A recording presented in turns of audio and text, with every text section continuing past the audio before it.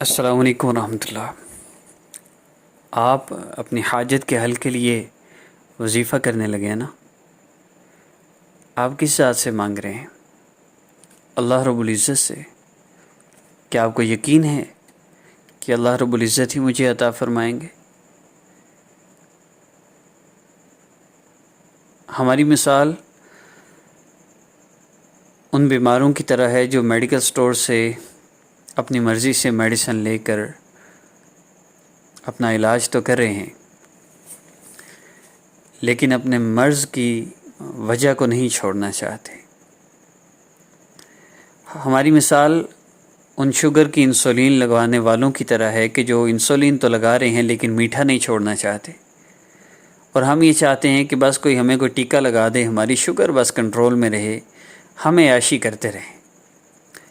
یاد رکھیے گا، وظائف کا مقصود اللہ رب العزت سے مانگنا ہوتا ہے، اور ملتا بندے کے یقین کے موافق۔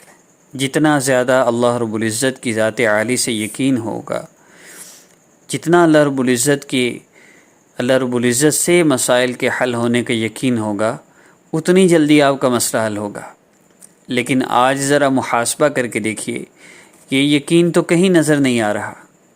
محسوس نہ فرمائیے گا، لیکن آپ خود سوچئے، آپ کے خاندان میں ایک بندہ ہے، اور وہ بندہ بہت ملنسار ہے، خوش اخلاق ہے، پیسے والا بھی ہے، بہت کچھ ہے اس کے پاس، اور کسی کی مدد کے لیے جب کوئی اسے بلاتا ہے، کوئی پکارتا ہے، کوئی اسے مانگتا ہے، وہ کبھی انکار نہیں کرتا، وہ ضرور دے دیتا ہے۔ اور آپ کو جو ضرورت ہے وہ اس کی نظر میں ایک حقیر سی ضرورت ہے۔ تو آپ خود بتائیے گا، کیا آپ کا وہ دوست آپ کی ضرورت کو پورا کر دے گا؟ مثال کے طور پہ آپ کے ماموں کا بیٹا ہے، اس کو اللہ رب العزت نے اتنا عطا فرمایا ہوا ہے کہ وہ یہ سب کر سکتا ہے۔ آپ اس کے پاس مانگنے جاتے ہیں، آپ اس سے جب اپنی ضرورت پیش کرتے ہیں تو آپ کے یقین کی کیا کیفیت ہوتی ہے؟ اس کی نظر میں اس ضرورت کی کوئی حیثیت بھی نہیں، وہ بہت آسانی سے پورا کر سکتا ہے۔ یقین جانیے کہ ہم اس دوست کے پاس، اپنے اس کزن کے پاس اتنے یقین کے ساتھ جاتے ہیں کہ جتنا یقین ہمیں اپنی ذات پہ بھی نہیں ہوتا۔ بڑے یقین سے ہم بات کرتے ہیں، اس سے کہتے ہیں بھئی میری یہ ضرورت ہے، اور میں بڑی امید لے کے آیا ہوں، مجھے پتہ ہے کہ آپ ضرور مدد کر دیں گے، آپ نے ہمیشہ سب کی مدد کی ہے۔ تو اب کتنے یقین سے ہم مانگتے ہیں؟ اب ذرا محاسبہ کیجئے گا، ایک ایسے دوست کے پاس جس کا آپ کو پتہ ہو کہ وہ کر سکتا ہے، اور وہ لوگوں کی مدد بھی کرتا ہے، تو میری کیوں نہیں کرے گا؟ عام لوگوں کی وہ مدد کر دیتا ہے، جو اس کے کچھ نہیں لگتے ان کی بھی مدد کر دیتا ہے، تو میں تو دوست ہوں، اور یہ تو بالکل چھوٹی سی ضرورت ہے، وہ پوری نہیں کرے گا۔ آپ اس بندے کے پاس جتنے یقین کے ساتھ جاتے ہیں، کیا آپ مجھے کمنٹ میں بتائیں گے کہ آپ اسی یقین سے وظیفہ کرتے ہیں؟ زبان کا یقین کہہ دینا اور بات ہے، دل میں واقعی وہ یقین ہو یہ اور بات ہے۔ آپ خود اپنا محاسبہ کیجئے، کیا واقعی ہم اسی یقین سے کرتے ہیں؟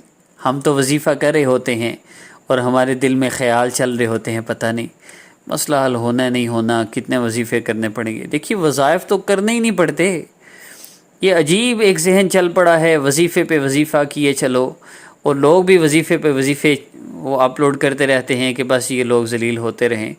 میری آپ سب سے درخواست ہے، آپ کا مسئلہ حل ہونا ہے اس یقین کے ساتھ، جس یقین سے صحابہ صرف یا ارحم الراحمین کہہ کر اللہ رب العزت کو پکارتے تھے، اور اللہ تعالیٰ فرشتوں کو مدد کے لیے بھیج دیتے تھے۔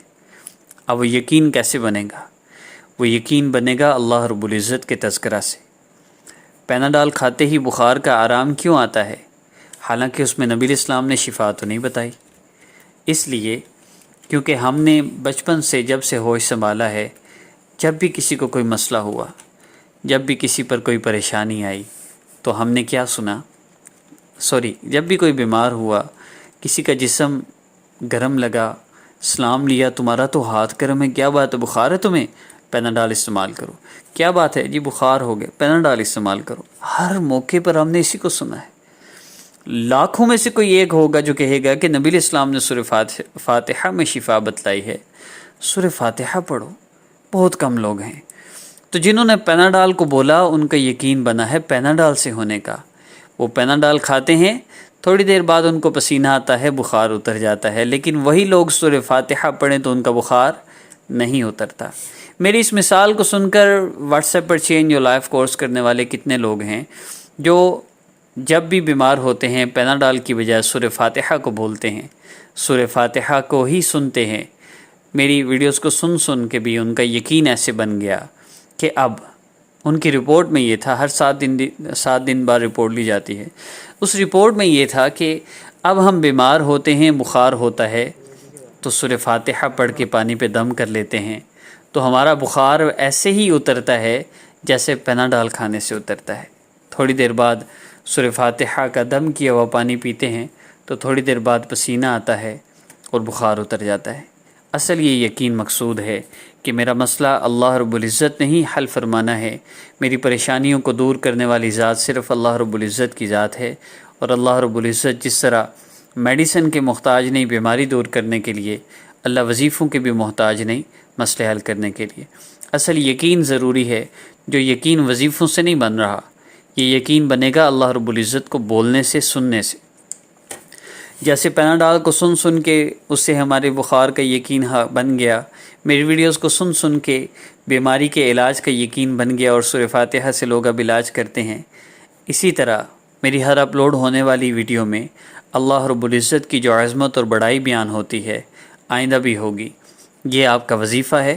اور اس کے بعد آپ نے اللہ رب العزت سے اسی یقین کے ساتھ دعا کرنی ہے، ان احادیث مبارکہ پر عمل کرتے ہوئے۔ یہ وہ میتھڈ ہے جو ہمیں نبی علیہ الصلوۃ والسلام نے سکھلایا ہے، نبی علیہ السلام نے اعمال پر لگایا ہے، وظائف پر نہیں۔ اس لیے خدا را اللہ رب العزت کو پکاریے، لیکن یوں پکاریے جیسے نبی علیہ السلام نے سکھلایا ہے اپنے صحابی کو۔ میرے صحابی، جب تم اللہ سے مانگو تو اللہ رب العزت کی عظمت اور بڑائی بیان کرو، اس کے بعد جتنا ہو سکے مجھ پر درود پاک پڑھو، پھر جو چاہو اللہ سے مانگ لو۔ تو اللہ رب العزت کی عظمت اور بڑائی میری ویڈیوز میں سنیں گے تو آپ کا یقین بنتا چلا جائے گا، ایک دن آئے گا۔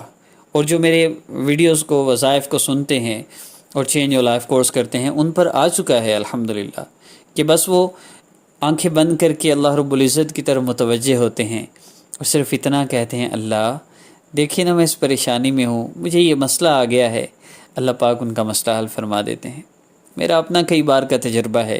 اب فیصلہ آپ نے کرنا ہے، بے یقینی سے ایسے وظائف کرنے ہیں جن میں آپ کو خود بھی یقین نہ ہو کہ پتہ نہیں میرا مسئلہ حل ہونا ہے یا نہیں، یا پھر روزانہ اسلامی خبر اور آسان وظیفہ آفیشیل پر اپلوڈ ہونے والے وظائف کو سننا ہے، اس میں اللہ رب العزت کی عظمت اور بڑائی کو سننا ہے، اس کو سن کے پھر درود پاک پڑھ کے دعا کرنی ہے نبی علیہ الصلوۃ والسلام کے حکم کے مطابق، اور اللہ پاک سے اپنا مسئلہ حل کروانا ہے۔ تو راستہ یہی ہے۔ میں بھی وظیفے بتا کے تھک گیا ہوں، مسئلے حل نہیں ہو رہے۔ حقیقت یہ ہے کہ مسائل کا حل اللہ کی یاد میں، اللہ رب العزت کا مستقل تذکرہ کرنے سے ہے۔ اور میں آپ کو رپورٹ دوں گا انشاءاللہ ہر ویڈیو میں کہ میرے اس میتھڈ کو فالو کرنے والے کتنے لوگوں کے مسئلے حل ہو گئے۔ آپ بھی جب اس میتھڈ کو اپنائیں، ابھی آپ نے اللہ رب العزت کی عظمت اور بڑائی اور اللہ سے ہونے کے یقین کو سنا ہے، اب آپ درود پاک پڑھیے 3 مرتبہ درود ابراہیمی، پھر دعا کریں اور پھر درود پاک پڑھیں اور پھر یہ کہیں، اللہ آپ کے سوا کوئی میرا مسئلہ حل نہیں کر سکتا، میرا مسئلہ آپ نے حل کرنا ہے، اور مجھے یقین ہے کہ محبوب صلی اللہ علیہ وسلم کے بتائے ہوئے طریقے سے میرا مسئلہ حل ہوگا۔ آپ میرا یہ مسئلہ ہے، میرا مسئلہ حل فرما، جو بھی مسئلہ ہے آپ اللہ رب العزت کو بتائیے، اور پھر ہمیں کمنٹ کیجئے کہ الحمدللہ ایک دن کے اندر مسئلہ حل ہو گیا۔ عمل کی مدت 3 دفعہ ہے، یعنی 3 دفعہ آپ اس ویڈیو کو پلے کر کے اللہ رب العزت کی عظمت اور بڑائی سنیں، اور 2 رکعت نفل حاجت کی نیت سے پڑھ کے وظیفہ کریں تو آپ کو زیادہ فائدہ ہوگا انشاءاللہ۔ اور بس اتنا ہی، مزید کوئی شرائط نہیں۔ اللہ سے مانگنے کے لیے نہ وقت محسوس، نہ جگہ محسوس، نہ اور کوئی شرائط ہیں، اس سے بہتر کوئی راستہ نہیں۔ اسلامی خبر آسان وظیفہ آفیشیل کی ویڈیوز کو کبھی مس نہ کیجیے گا، چینل کو سبسکرائب کر کے بیل آئیکن کو پریس کر لیں، ویڈیو آتے ہی آپ کو نوٹیفیکیشن ملے۔